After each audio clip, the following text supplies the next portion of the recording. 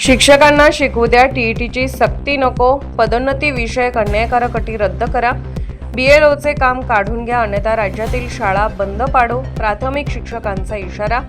सांगली जिल्हाधिकारी कार्यालयासमोर निदर्शने। जिल्हा प्रतिनिधी मनोज कांबळे। शिक्षकांच्या विविध मागण्यांसाठी संपूर्ण राज्यभर आंदोलन करण्यात आले आहे। सांगली जिल्हा सर्व शिक्षक संघटना समन्वय समितीच्या वतीने जिल्हाधिकारी कार्यालयाच्या समोर धरणे आंदोलन करून निदर्शने करण्यात आली। यावेळी जोरदार घोषणाबाजी करण्यात आली। या आंदोलनामध्ये 25 शिक्षक संघटनांनी सहभाग घेतला होता। महेश शरणार्ते, अमोल माने, शशिकांत बजबळे, अमोल शिंदे, शशिकोल पाटील, राजेंद्र नागरगोजे, उत्तम इंगळे, चंद्रशेखर क्षीरसागर, मुकुंद सूर्यवंशी, मुरलीधर दोडके, संतोष करम, जकीब मटेल, रमेश पेटकर, दिवाणजी देशमुख, सदाशिव वारे, राजेंद्र कांबळे यांच्यासहित हजारो शिक्षक या आंदोलनामध्ये सहभागी झाले होते। राज्यातील प्राथमिक शिक्षकांना शासनाकडून देण्यात येणारे बीएलओचे काम तात्काळ काढून घ्यावे आणि याशिवाय इतरही अशैक्षणिक कामे जी शिक्षकांवर लादली जातात ती कमी करावी। टीईटीची परीक्षा अट रद्द करावी। आंतरजिल्हा बदली प्रक्रिया तात्काळ सुरू करावी। जुनी पेन्शन योजना जशीच्या तशी लागू करावी। सरळ सेवा भरती आणि पदोन्नती प्रक्रिया बिंदू नामावलीप्रमाणे राबवावी। यासह मुलांना शिकवू द्या या अशैक्षणिक कामामुळे ज्ञानदानाचे मुख्य काम मागे पडत असून शिक्षकांना यामुळे मानसिक त्रास मोठ्या प्रमाणावर होत आहे। त्यामुळे ही कामे ताबडतोब मागे घ्यावीत। यासह इतर मागण्यांसाठी आज जिल्हाधिकारी कार्यालयासमोर जिल्ह्यातील शिक्षकांनी जोरदार धरणे आंदोलन केले।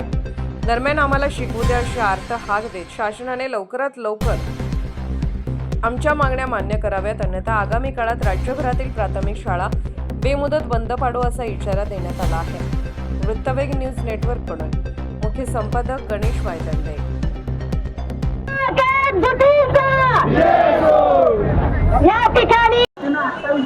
आज 9 जुलै रोजी संपूर्ण महाराष्ट्रामध्ये महाराष्ट्रातील शिक्षण व्यवस्थेसंदर्भात जी एक खदखद आहे ती खदखद या ठिकाणी संपूर्ण महाराष्ट्रामध्ये आज व्यक्त होते आहे।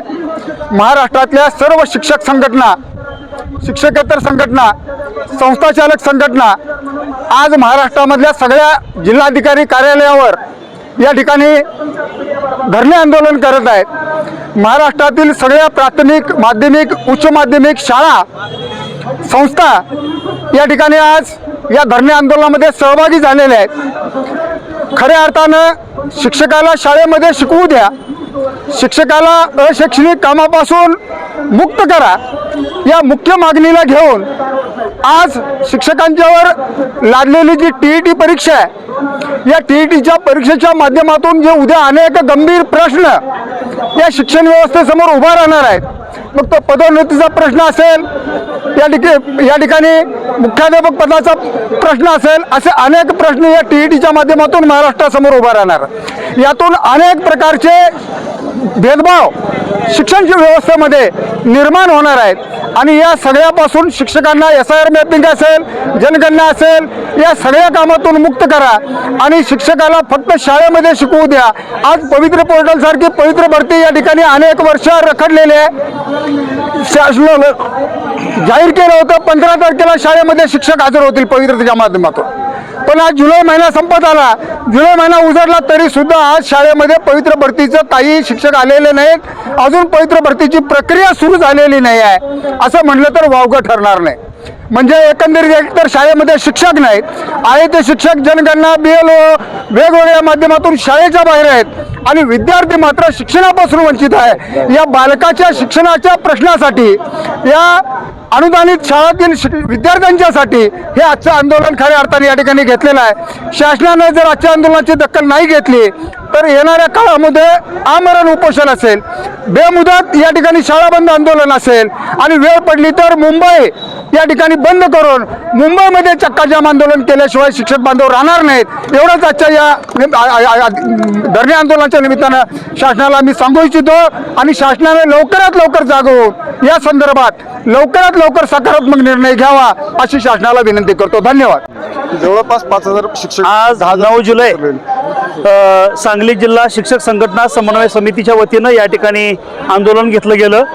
या आंदोलनामध्ये सांगली जिल्ह्यातल्या तमाम शिक्षक संघटना यामध्ये निश्चितपणानं सहभागी झालेल्या आहेत। यामध्ये सांगली जिल्ह्यातले जवळजवळ 1734 प्राथमिक शाळा आहेत। या प्राथमिक शाळा जवळजवळ 100% या ठिकाणी बंद करून या ठिकाणी शाळा बंद आंदोलन खऱ्या अर्थानं आम्ही या जिल्हाधिकारी कार्यालय सांगली या ठिकाणी आम्ही यशस्वी केलेलं आहे। या आंदोलनाच्या निमित्तानं आमची महत्त्वाची मागणी एकच आहे यामध्ये की गरज नसणारी TET परीक्षा आमच्या शिक्षकांच्यावर लादली गेली, ज्याची खरंच गरज नाही। आम्ही शिक्षक पात्रता परीक्षा पूर्ण करून आमची जी अट आहे शैक्षणिक अर्हता पूर्ण करून या ठिकाणी शिक्षक या ठिकाणी काम करतोय, पण जाणीवपूर्वक या ठिकाणी ज्या न्यायव्यवस्थेच्या माध्यमातून ज्या TET घेण्यासंदर्भाचा घाट आमच्या शिक्षकांच्यावर घातला तो होऊ नये।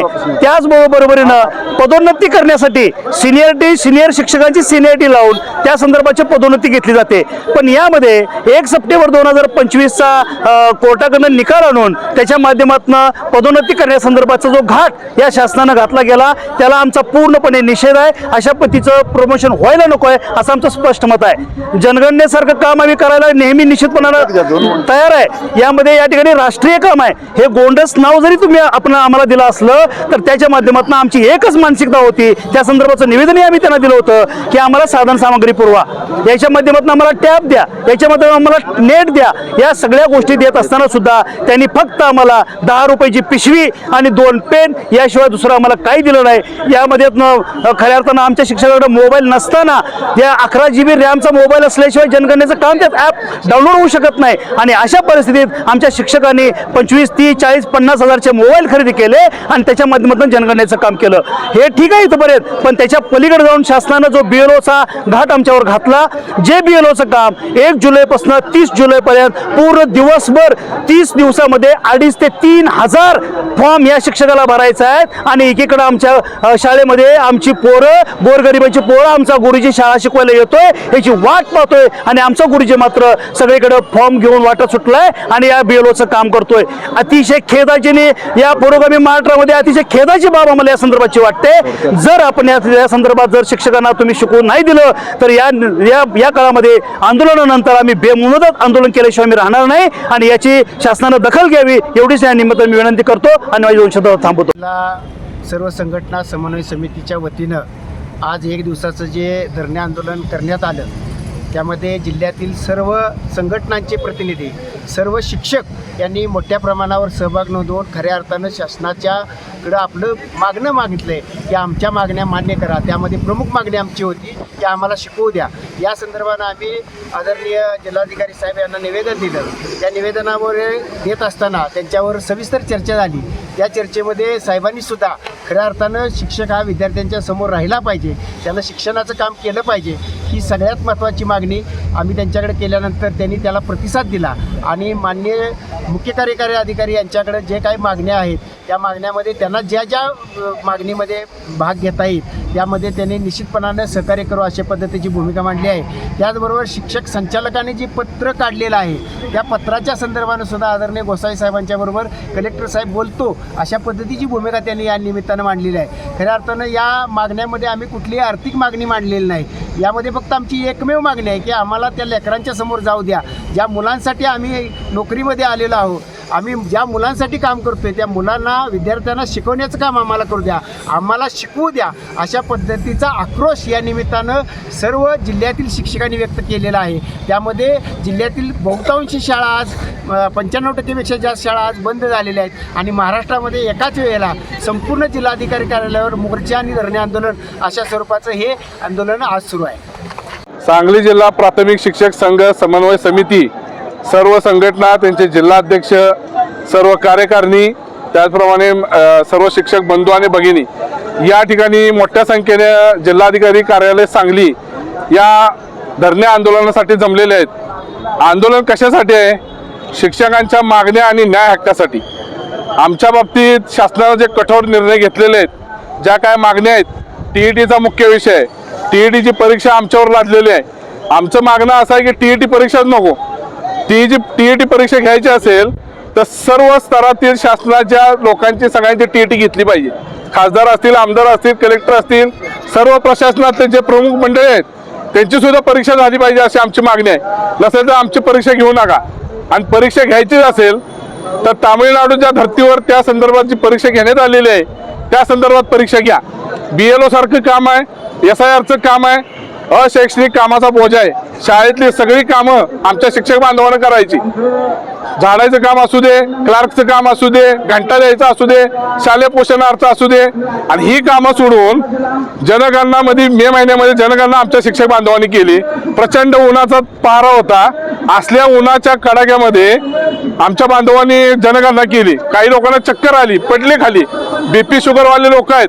शासनाची भूमिका जी चालली आहे, आमचं म्हणणं असं BLOचं जे काम आहे, SIRचं काम आहे, बेरोजगार तरुण लोकांना द्या, त्यांना त्यांच्या हाताला काम द्या ना.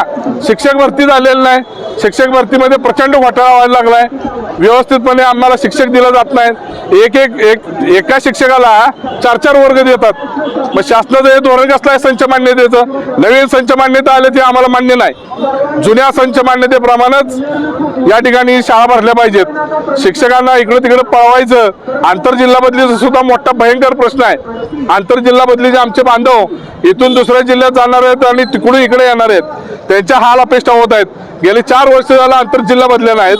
आतोनात शिक्षकांचा हाल होतोय. शाळेची पटसंख्या घसरत चालली आहे. हे फक्त शासनाच्या चुकीच्या धोरणामुळे चाललंय. शासन जोपर्यंत ठोस निर्णय घेत नाही आमच्या बाबतीत, तोपर्यंत आम्ही मागे हटणार नाही. हे आंदोलन असं तीव्र चालू राहणार आहे. जर भविष्यात शासनानं जर निर्णय योग्य घेतले नाहीत तर शाळेला सुद्धा कुलप घालायची व्यवस्था आम्ही करणार आहे. मग तिथं ग्रामस्थ जमू देत, पालक वर्ग ज्या शाळेत येणारे विद्यार्थ्यांचे पालक आहेत तिथं जमले तरी चालतील. आम्हाला काय आदेश काढायचा आहे ते काढा. पण शासनाला माझं म्हणणं आहे की शिक्षकांच्यावर तुम्ही अन्याय करू नका. जे कठोर निर्णय घेतलेत, 14 जुलैचा जो परिपत्रक आहे, मे महिन्यातलं जे 15 मेचं परिपत्रक आहे, संच मान्यता ही जुन्या प्रमाणच घ्या, नवीन प्रमाण नको. TET परीक्षा नको, BLO कामं आम्हाला नकोत, SIR काम नको. कशासाठी आमच्यावर कामं लागताय? आणि तुम्हाला या आंदोलनात आम्ही आज इशारा देतोय की शासनानं आमच्या बाबतीत योग्य निर्णय आणि भूमिका घेतली नाही तर पुढच्या येणाऱ्या काळामध्ये शाळेला कुलप लावून आमचे शिक्षक रस्त्यावर उतरतील. एवढंच मला या ठिकाणी शासनाला ठणकावून सांगायचं आहे. आणि याप्रमाणे योग्य ते निर्णय घ्यावा अशी मी शासनाला विनंती करतो. संपूर्ण महाराष्ट्रामध्ये मध्यवर्ती संघटना आणि सर्व शिक्षक संघटनांच्या वतीनं आज जिल्हाधिकारी कार्यालयावरती भव्य दिव्य मोर्चाचं आणि धरणे आंदोलनाचं आयोजन करण्यात आलेलं आहे.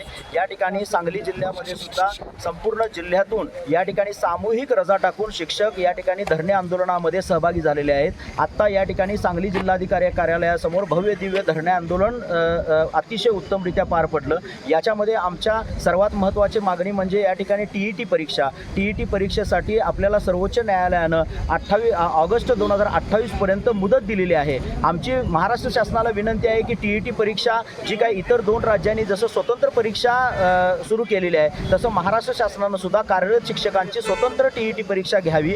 त्याचबरोबर पदोन्नतीमध्ये या ठिकाणी TET परीक्षा असणं अनिवार्य करण्यात आलेलं आहे. परंतु शासन सर्वोच्च न्यायालय एका बाजूनं आम्हाला 2028 पर्यंत TET साठी मुदत देते, तर या ठिकाणी पदोन्नती होत असताना सुद्धा आमची मागणी अशी आहे की ती सेवाज्येष्ठतेनं पदोन्नती व्हावी आणि सेवाज्येष्ठतेनं पदोन्नती झाल्यानंतर 2028 पर्यंत जर TET परीक्षा पास झाली नाहीत पदोन्नती घेतलेले शिक्षक तर ते रिव्हर्शन घेतील. अशा पद्धतीची आमची दुसरी मागणी आहे. आणि तिसरी आणि सर्वात महत्त्वाची मागणी म्हणजे शासन एका बाजूला म्हणतं की या ठिकाणी BLO हे अशैक्षणिक काम आहे, तशा पद्धतीचा आदेश शासनानं काढलेला आहे, परंतु दुसऱ्या बाजूनं पुन्हा हे शासन शिक्षकांना BLOचं काम लावतं. आज आम्ही बघतोय की जूनमध्ये शाळा सुरू झाल्या परंतु शिक्षक BLOच्या कामानं आणि SIRच्या कामानं हैराण झालेले आहेत. शिक्षक हे विद्यार्थ्यांसमोर नाहीत. मग नेमकं आम्हाला शिकवू द्या अशी आमची मागणी आहे. आमच्याकडून हे BLOचं काम जर शासनच अशैक्षणिक म्हणत असेल तर आमची विनंती अशी आहे शासनाला की ते हे BLOचं काम आहे ते समूळपणे आमच्याकडून काढून घेण्यात यावं आणि फक्त